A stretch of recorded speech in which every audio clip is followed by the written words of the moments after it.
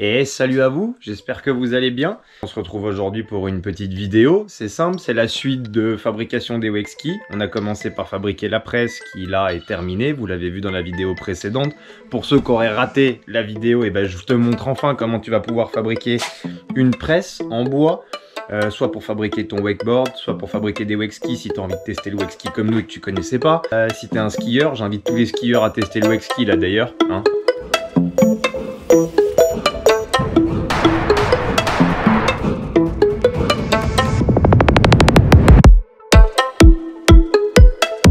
Pour le moment, c'est très simple. Qu'est-ce que j'ai fait? Eh ben j'ai fait un gabarit mon chef. C'était vraiment très intéressant. Avec cette espèce de plaque cartonnée, je sais même plus comment ça s'appelle. T'achètes ça dans tous les magasins de bricolage. Tu traces ensuite tes traits dessus. Je l'ai prévu surtout pour une largeur de 17,2 et un rajout supplémentaire puisque on a les champs.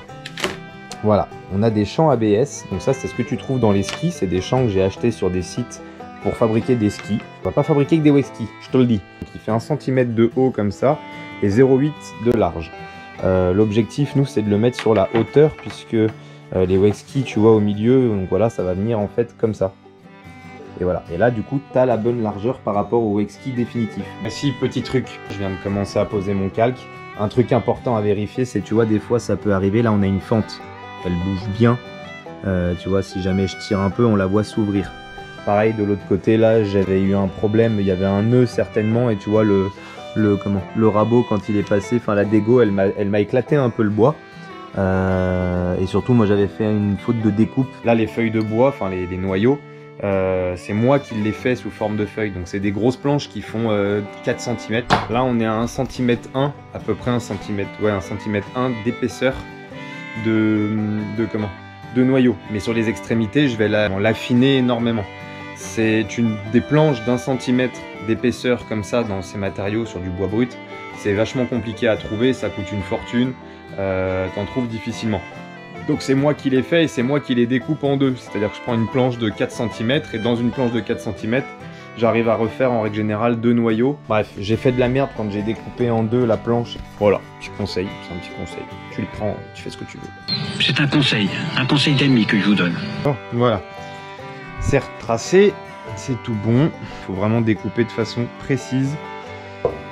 Ton noyau, t'as pas le droit à l'erreur. Si tu rentres à l'intérieur du noyau, t'es baisé, chef.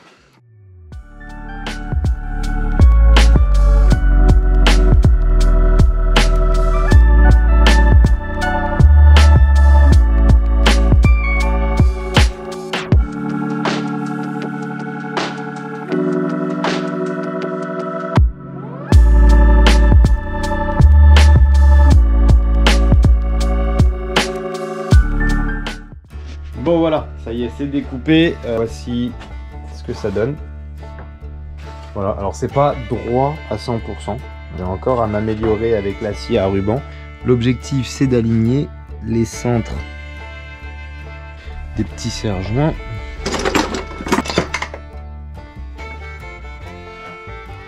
Là.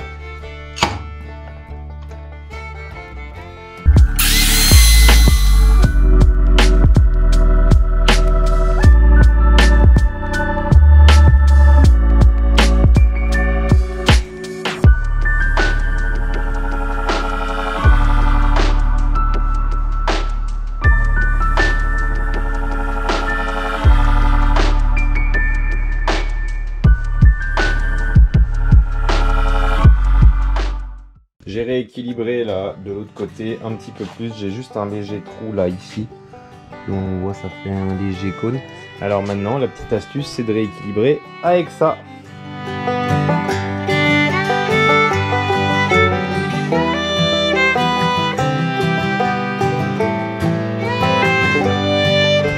Voilà.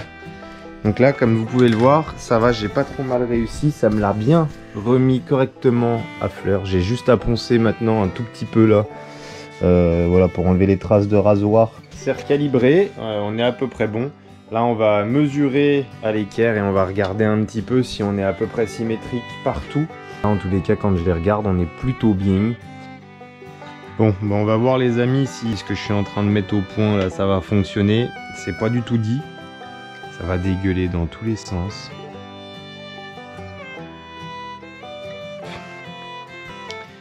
Et de 1.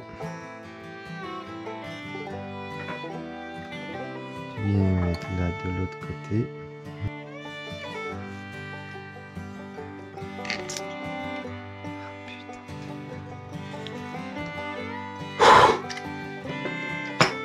Ça va être impossible à mettre tout seul, c'est clair. Ah, tout seul, c'est un enfer à poser. Ça va pas avec ces systèmes-là en plus. Il faudrait des pinces.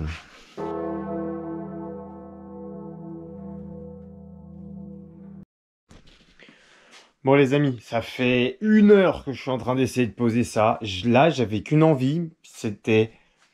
Ça va que c'est pas mon atelier, parce que là, j'aurais bousillé un truc. Tu connais pas ta force. Barre-toi pendant que tu te contrôles encore.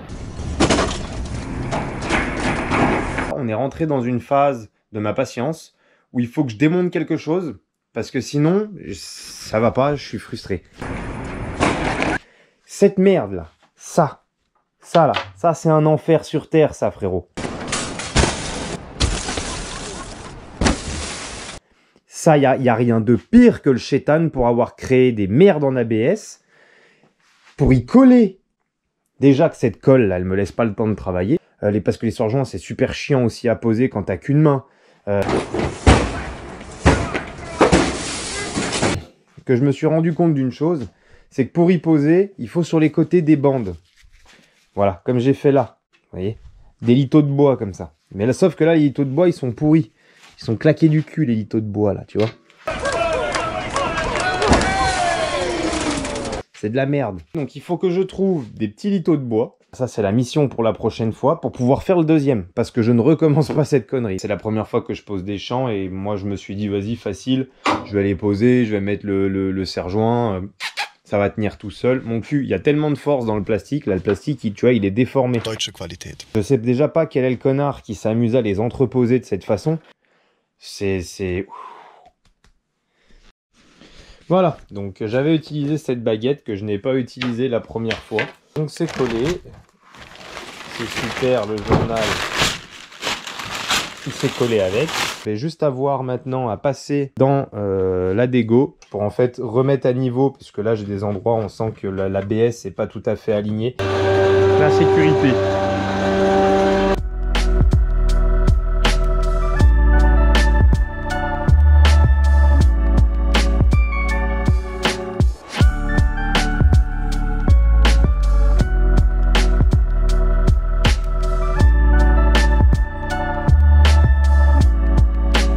Version définitive, donc voilà, c'est affiné. Là on est sur le dessus, ici on a une légère épaisseur, voilà, dessous on est bien aligné. On va prendre du coup l'épaisseur au bout déjà et d'une, voir. Ok.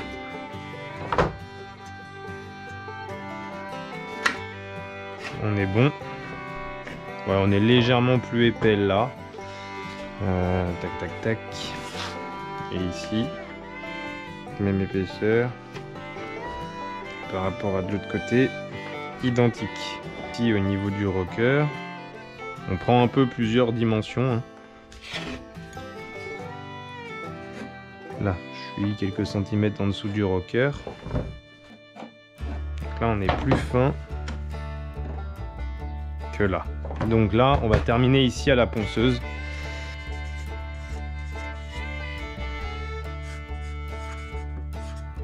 Bon bah voilà les amis, ça a été assez vite, il n'y avait pas grand chose à récupérer. Là on est terminé. Terminé, bonsoir. C'est le grand jour. J'ai préparé tout le matos.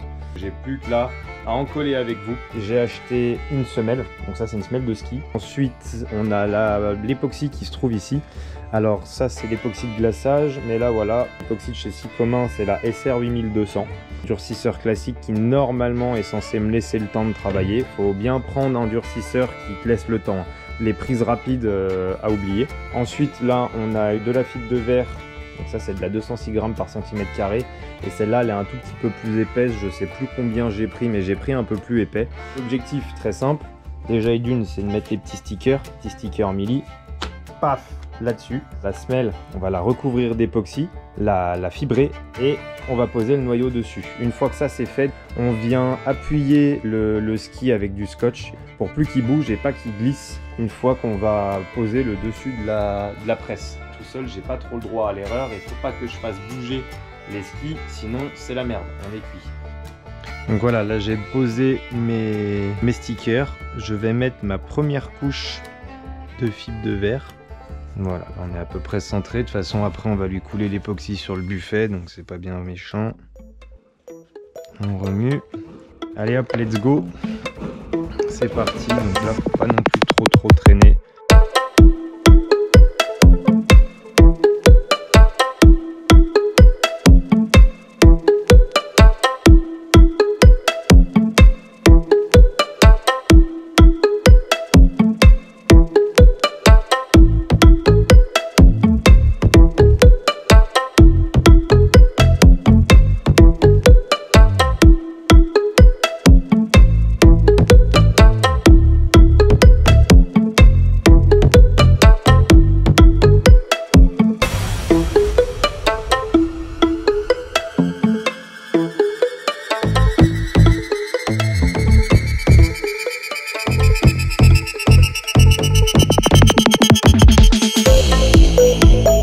Voilà, une fois qu'on a fait ça, c'était ça dont je vous parlais, vous voyez.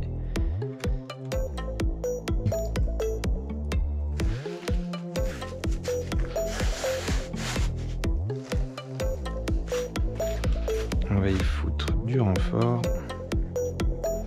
Et de l'autre côté, c'est donc le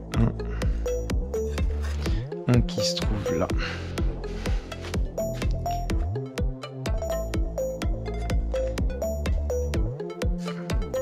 Voilà. Et de le nose. Et il y a des démarcations. J'aime pas beaucoup, mais bon, j'ai été coincé. Petit renfort ici aussi.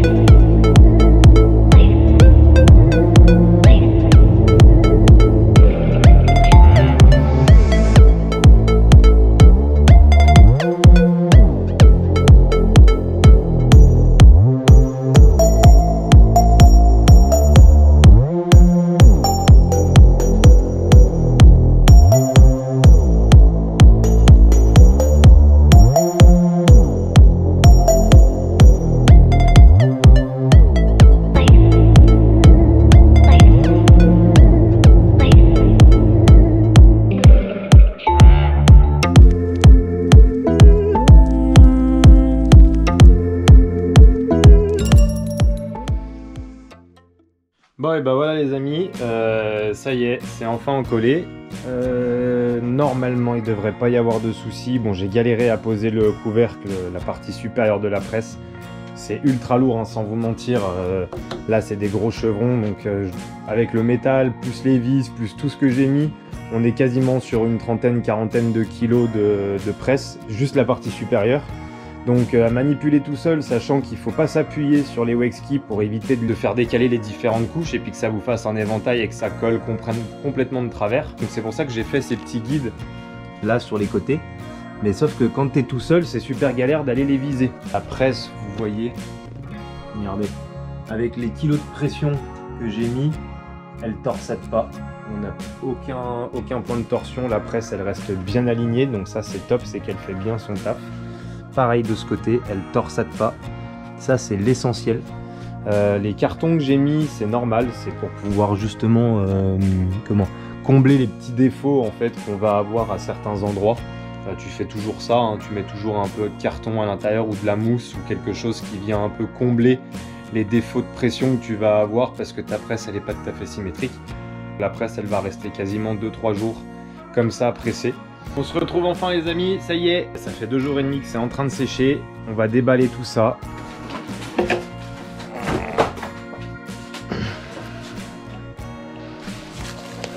Ouh. Et bah ça a l'air pas mal du tout. À part que là ça s'est décalé. Je sais pas trop.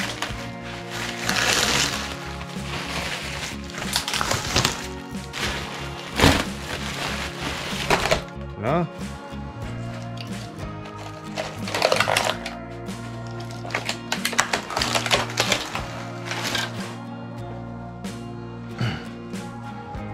Aïe aïe aïe. Je suis vraiment un connard moi. J'ai laissé écrit nose, tail. J'ai découpé les Wexkey. Voilà ce que ça donne. Bon là il y a encore de l'époxy. C'est pas grave du tout, ça va se poncer à la fin quand on fera le travail. J'ai quand même des défauts, j'ai pas vu tout de suite mais j'ai quelques petits défauts. Il va falloir que je trouve des élastiques à mettre avant d'en coller. Quelque chose qui vienne maintenir les plis, le noyau et tous les éléments ensemble pour éviter que ça bouge justement au moment où je viens mettre le dessus de la presse parce que ça a bougé un petit peu et j'ai des plis qui se sont décalés, qui ont glissé. Là on le voit bien, là la bordure, vous voyez le pli s'est décalé. Donc là j'ai un pli de bois que je vais devoir venir défoncer. Alors c'est pas très grave parce que je vais venir rabattre les champs à la fin. Donc sur cette zone là je vais venir en fait couper en biseau le bord du Wexkey, donc c'est pas très grave.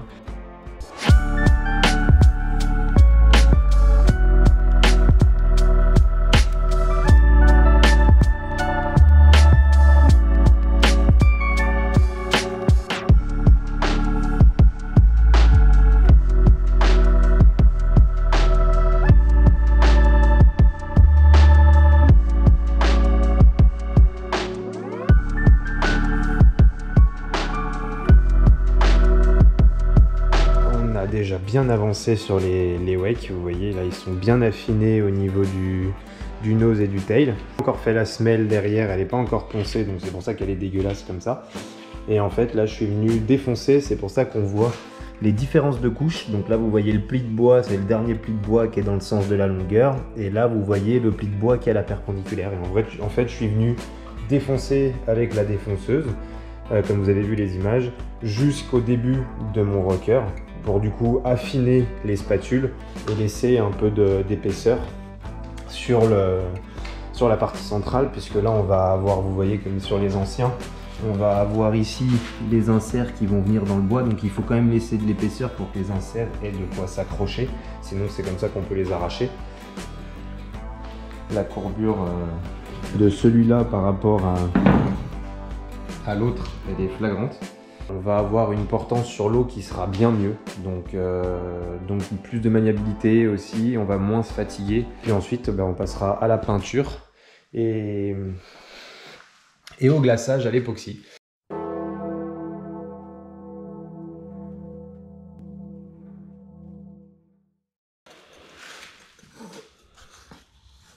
Je suis con, j'aurais dû prendre ce côté qui est mieux, voilà.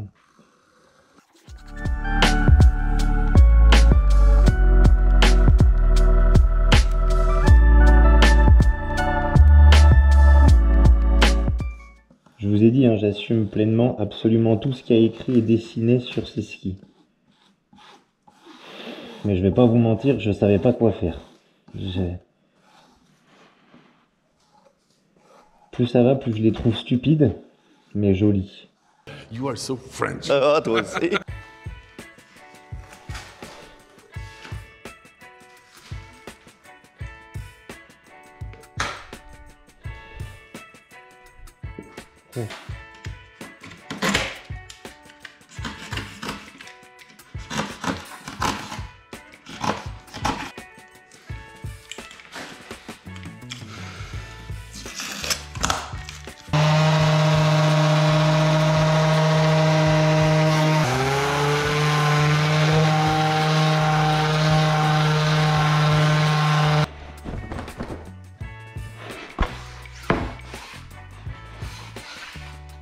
J'ai terminé, alors j'ai avancé sans filmer, pour la simple et bonne raison, c'est que c'était un peu chiant. Mais j'ai déjà passé un premier glaçage sur les wake skis. Bon, très simple, hein, un coup de pinceau, de l'époxy de glaçage. Je les ai glacés. J'ai rabattu les champs aussi sur les côtés. La défonceuse, les champs sont rabattus et sont en biseau. Je voulais tester de le faire. J'ai très bien géré, on va dire, la précision, puisque sur le côté, les chaussures, là, on voit les 3 petits points pour les inserts des chaussures. Et les chausses arrivent parfaitement sur les bords des wake skis. Ça ne dépasse pas ni rien, donc j'avais bien calculé. Et là, on va mettre les inserts. Voilà, donc là j'en ai déjà fixé une. Je voulais tester avant de filmer, être tranquille, pas m'emmerder avec la GoPro.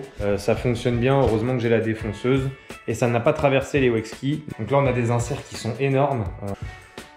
Je sais pas si voilà, vous voyez, mais vous voyez par rapport à la taille de mes doigts, on est sur des grosses inserts, beaucoup plus grosses que ce que j'avais mis la première fois.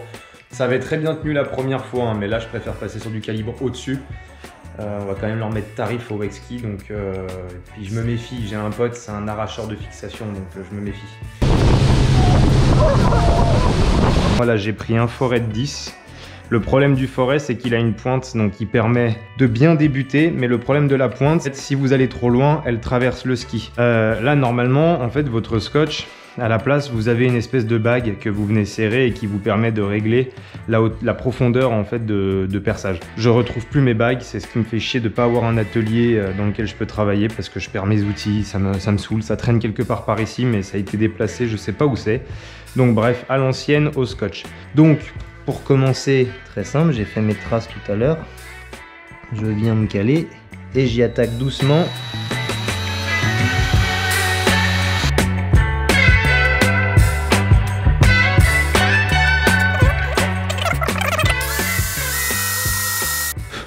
Voilà, une fois que celui-là il est fait, pas compliqué, tu prends la défonceuse. Hop.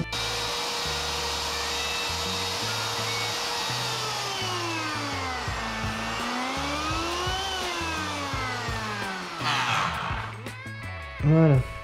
Maintenant, notre petite colle.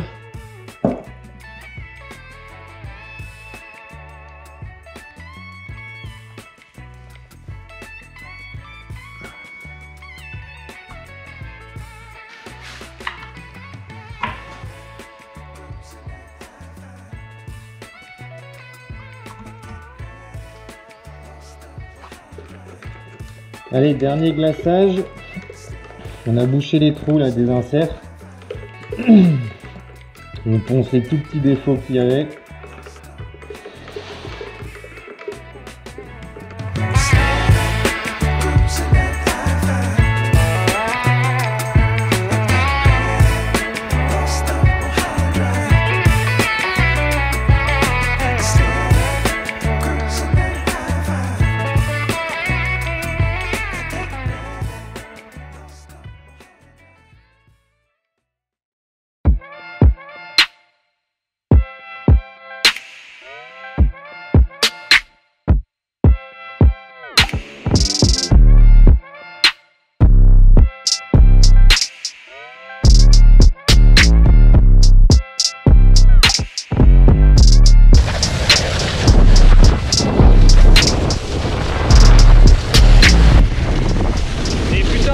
Il est vachement différent, c'est ouf, ça change tout, ça fait vraiment bizarre. On va voir, on va se faire la main un peu avec, voir ce que ça donne d'avoir un rocker aussi plat. Allez, on va se chauffer tranquillou. Qu'est-ce qu'il a dit le monsieur? Il fallait faire des gros bacs.